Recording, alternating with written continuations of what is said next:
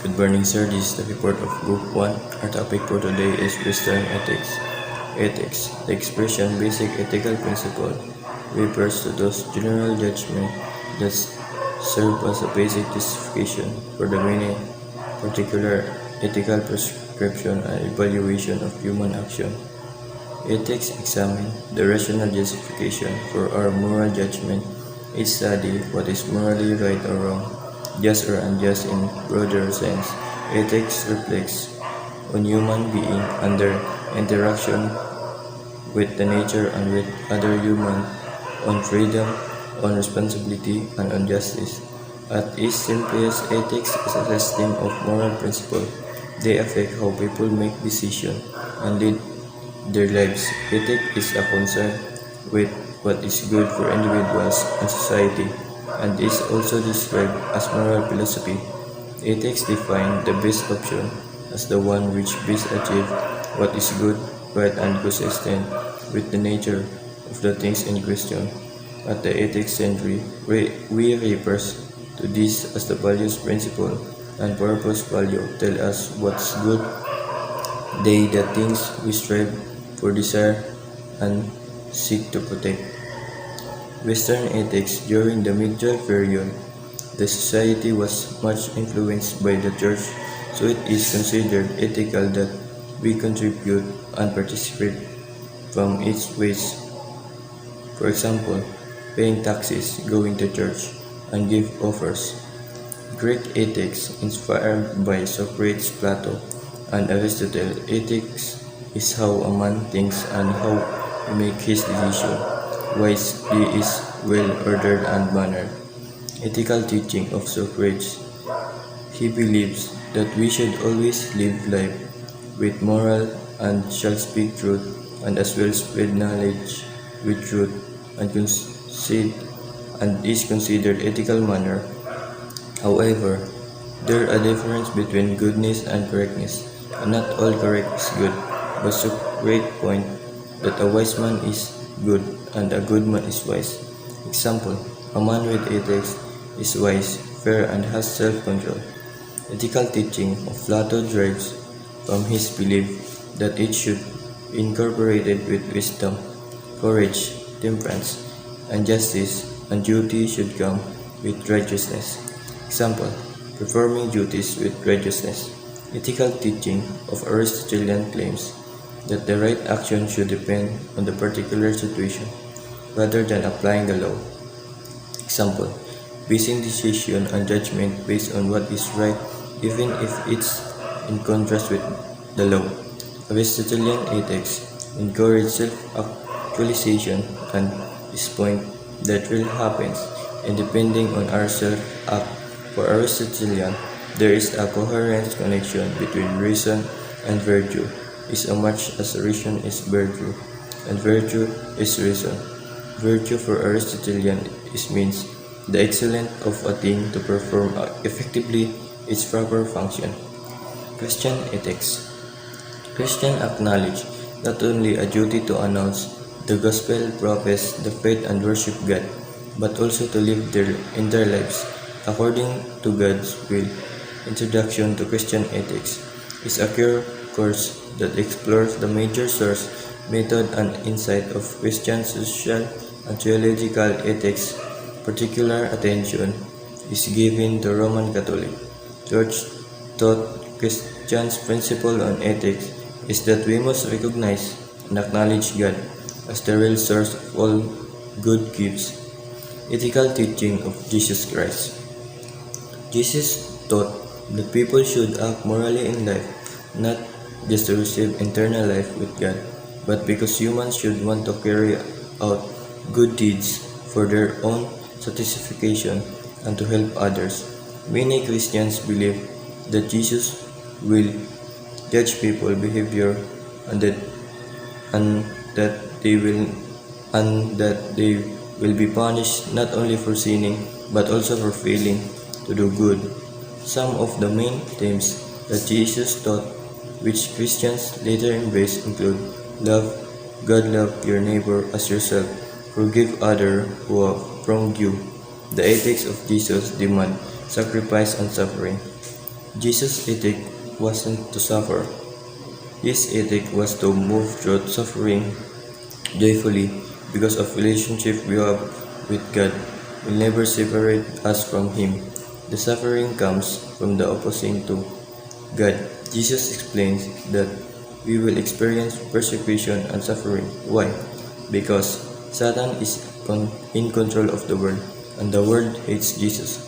So the persecution and suffering comes from the world and not from Jesus. In the face of human suffering, rather than asking why Jesus swung into action and healed all kinds of sickness, he raised the dead and consoled the affected and comforted the broken-hearted. He forgave sinners, liberated those in the power of the devil, and welcomed the imprisoned and rejected.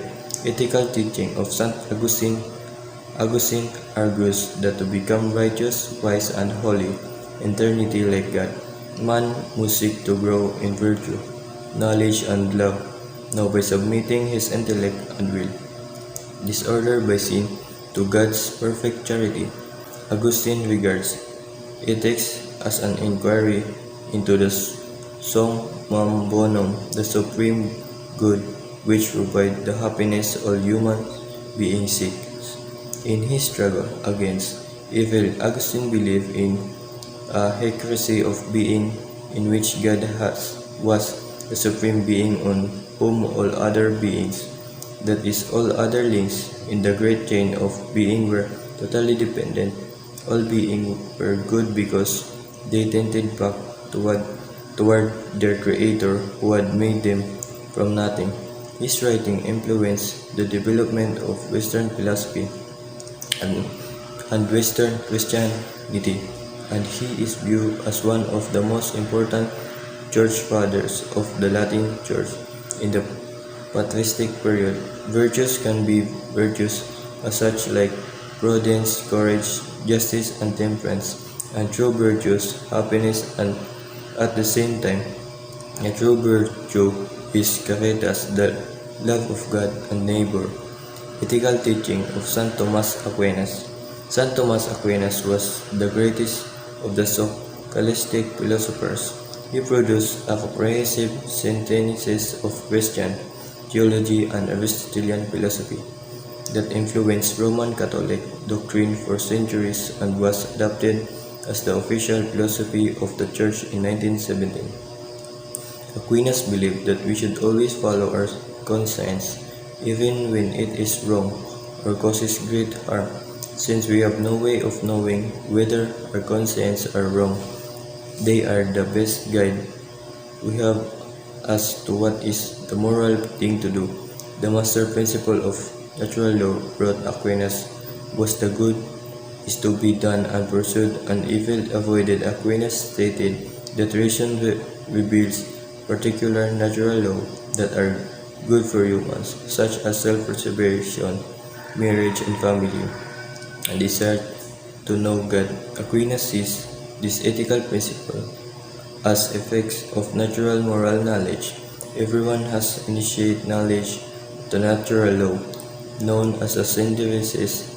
This is actualized in particular situation, as Aquinas says, all truth initiate is natural law, appears only in reason and not inclination. Both Augustine and Aquinas focus on issues of justice, so humans as initiately politically being and sought to define the relationship between human and divine law. One of the most influential of their political theories was the concept of the unjust war or the morally acceptable use of state violence. Ethical teaching of Immanuel Kant. Kant asserts that morality is a pure philosophy. Kant keeps on pounding the idea of goodwill, motive, and duty. For Kant, to live a moral life is to live in an accordance with the laws of reason. Kant argues that this command is true, valid, and binding because it's beyond experience. Since morality for Kant is a priori, therefore, To live a moral life is by obeying the laws of reason. Reason for Kant is not terminal point of life, rather it leads to the cultivation of the good will. But what is the connection between reason and will? According to Kant, the will is determining factor of the righteousness of human conduct. Therefore, the will should be a good will. Kant maintains that the practical good is that which determines the will by concept of reason. Kant teaches that the categorical imperative is founded on two principles. Number one, principle of universality, and number two, principle of humanity. Principle of universality, in this way, act only on that maxim truth which you can at the same time that it should become a universal law. Number two, principle of humanity. In this way, act in such a way that you always treat humanity, whether in your own person or in the person of any other, never simply as a means, but always at the same time as an end. Critique of Kantian ethics. It emphasizes that ethics is absolute or categorical and that ethics is founded on reason. This implies that the moral law is man's own creation, not God's. Utilitarian ethics. This kind of ethical theory that advocates the idea that human happiness is measure of goodness. Utilitarianism can divide it into two: act utilitarians and rule utilitarians. Act utilitarians is also called eudaimonistic and hedonistic utilitarianism, represented by Jeremy Bentham and John Stuart Mill. Ethical teaching of Jeremy Bentham. In his ethical theory, Bentham maintains that the greatest good lies in man's pursuit to happiness, and pleasure when evil lies in the avoidance of pain. There are seven circumstances according to Bentham: intensity, duration, essentially, propinquity, fecundity, purity, and extent. Ethical teaching of John Stuart Mill. John Stuart Mill was an avid follower of Jeremy Bentham. Mill admits that pleasure is not the only good. Mill says that happiness is the most fundamental principles of morality and the source of moral obligation. Existential or existentialism ethics. In existentialism, according existence precedes essence. This means that man's essence is to exist. Existence is prior to Sartre and to essence. There are eternal and universal values in existentialism. The values are personal and subjective. Dialectical ethics. This kind of ethical theory is well represented by Hegel, Marx, Kant, and among others. The values taught in this theory are the dignity and autonomy of man. Analytic ethics, actually an old name for metaphysics. What we're saying when was that metaphysics is a kind of discipline that investigates the meaning of ethical terms. Evolutionistic ethics. As we have seen earlier, naturalistic ethics is metaphysics, while evolutionistic ethics are not metaphysics. Evolutionistic ethics are more or less to dialectical ethics in that the two readily accommodate the concept of change. Situation ethics. Situation ethics is a protest against over-legalistic interpretation of Catholic and Protestant Christian life. It advocates Joseph Fletcher. Fletcher can only become good or evil, depending upon the concomitant circumstances in which the act is situated. Situation refer to two different things: the physical situation and the moral situation. The morality situation is various probable action, either good or bad. The physical situation is the moral situation. The meaning of good according to George Edward Moore. George Edward Moore is the renowned British philosopher who had chosen a path of philosophy that is dedicated to inquire into why plenty of answers are given to the question, especially in the province of ethics. As far as he concerned, the question answered is not yet studied. Of more penetrating ideas relatively to the question to good went far and wide and settled in the arena of ethics. He is not easy at nursing his ideas of good only in the context of ethics. He also considered the ontological as well as the axiological nuance of good. But just the same, ethics were his idea punctuated on good. According to the scholastic philosopher that good is the goal of the will to them, it is the good that the will determined to attain. Kant associated that good with the will so that he laboriously defend the meaning of goodwill in the context duty of the categories imperative.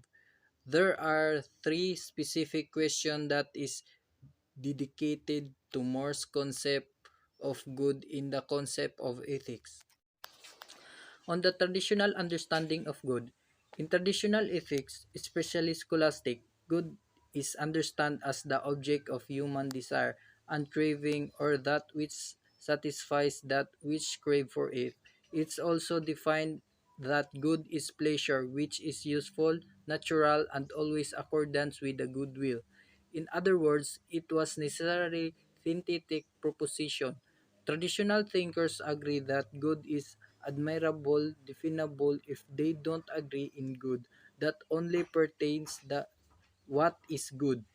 For some take it for desire, others for pleasure, some others for happiness, and more others for duty. Moore's understanding of good. According to Moore's, answers relative to the good can be found on the question how good is to be defined. He set virtues to defining the term good and uses the principal techniques of definition. Number one, definition by illustration. Number two, definition by synonyms. Number three, definition by description. But none of them fit from Moore's kind of meaning of good he is seeking. Furthermore, the traditional conception of ethics, especially in the issue of good, suffer a fatal weakness that as far as he concerned, rebound to the issue of logically fallacy, which he calls the naturalistic fallacy. The reason why Morse rejected definition of good through illustration is because to discover any collection of different qualities and properties with due reference to the term good is impossible. The point of more is that the traditional ethical theories mix to answer the real problem. In ethics, Morse argued that whenever we judge that a thing is good as a means, we are making a judgment with regards to its causal relations.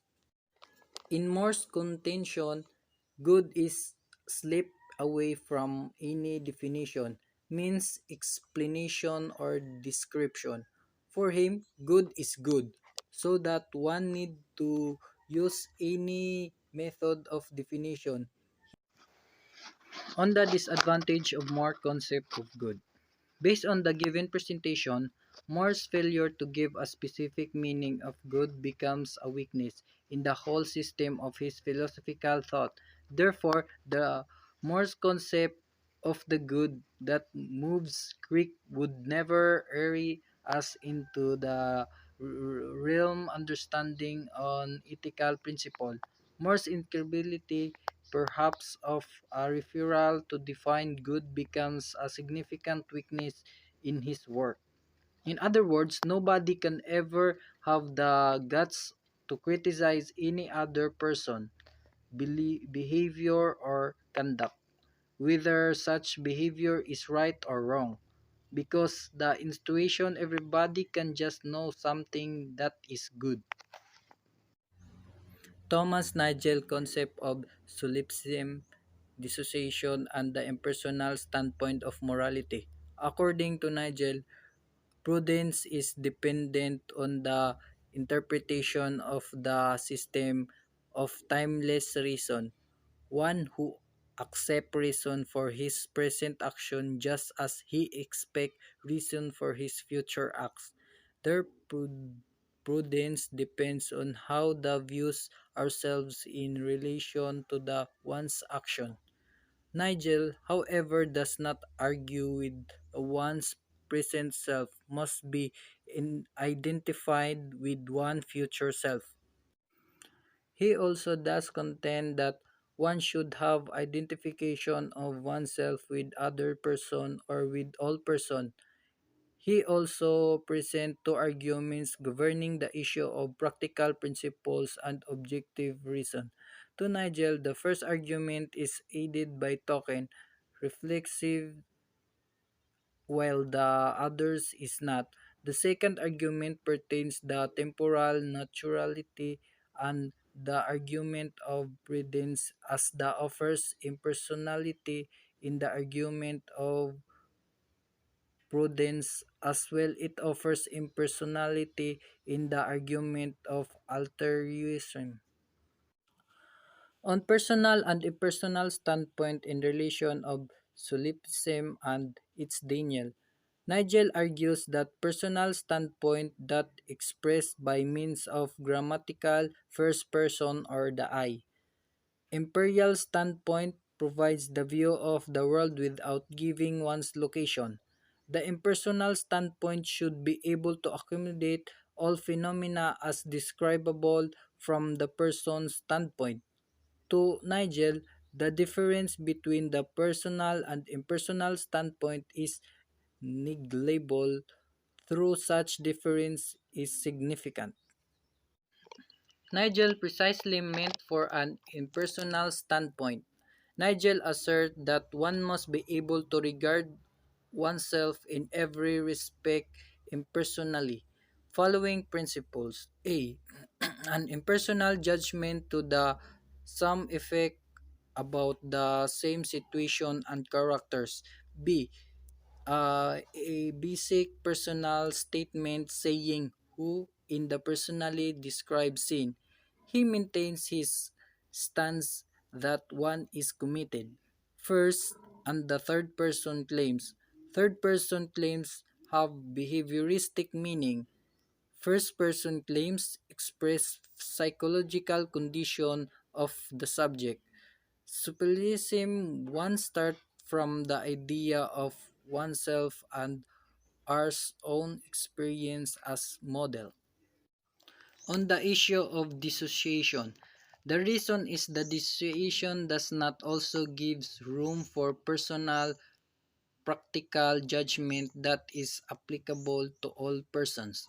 Principle cannot applied to oneself from the impersonal standpoint to avoid dissociation. One must accept universal practical principles which are applicable to everyone. First person practical judgment and motivation. First person practical judgment to do something or judgment is the reason that includes acceptance of justification that refers to the motivational content.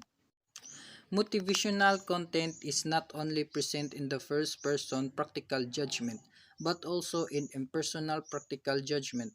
Nigel proceeds with his arguments on the three possible views. 1. Judgment about what one should do have no role in the justification of motives. 2. The judgment about what one should do provide the premises for truly practical judgment. 3. First person practical judgment by themselves possesses motivational content. Superiorism cannot qualify for one to do an altruistic. Superiorism never accommodates to altruistic act. Critique on Nigel's theory of altruism. Nigel altruism is a cure to the disease called selfishness, egoism, solipsism, or any theory that embraces self-ego, preoccupation, and concern. Nigel appealed to all of us to go back to the fold of our responsibility to others. Barton Perry concept of value, morality, and moral concept. Meaning of value according to Perry. According to Perry, values are primarily subjective but not eroded to draw conclusion. Meaning of morality according to Perry. Morality defines man's endeavor to harmonize conflicting interests. Perry advertised moral theory called interest theory value. They uphold the ethics war and destruction while majority of human upholds the principle of the ethics of peace. Perry concept of morality does not stand on solid grounds. Interpretation of moral concept. Perry sketches two meaning of good. 1. General sense. 2. Special sense. Perry definition of good from the general point whatever one desires, likes, enjoy, wills, and hopes is always good. This means that good and value are convertible. Tom Beauchamp's view of justification of morality itself. According to Tom Beauchamp, morality is relatively, meaning what is virtue to one is sin to others, or what is crime to one is a civil act to others. Beauchamp contention of justification of morality. Tom Beauchamp claims that morality has in itself its own justification by using the argument of David P. Gorter. By using the arguments on the justification of morality by raising the very fundamental question. To Beauchamp, the way the moral question can be interpreted in two ways. One, from the standpoint of the group of people or as whole society that adopts a moral way of life. Two, from the standpoint of the individual person, why he should adopt and give supremacy to the moral way of life. According to Beauchamp, while it is true that one would be advantaged by everyone else acting morally and one should be attempt to escape sanction, Beauchamp wants us to consider the argument exposed by David Gauter in his article titled Morality and Advantages. David Gauter's concept of morality and advantages. Goethe presents his moral arguments using work definition of moral thesis. According to him, morality is the system of principles such as it is advantageous of moral thesis for everyone if they accept and act. Goethe claims that his understanding of morality begins three characters. 1. Conduct based on the immediate interest. 2. Conduct which is product. 3. Conduct which promotes mutual advantages. By using the moral thesis of Goethe, we can infer the morality cannot happen from the mere given efforts of an individual number of given society. I could exclaim that it could be very hard to be good in a secret society where numbers are not good. This means that morality always demands social and collective efforts from all the demise society. Morality always requires some person should perform acts which are genuinely disadvantageous to themselves as a means to a greater mutual advantages.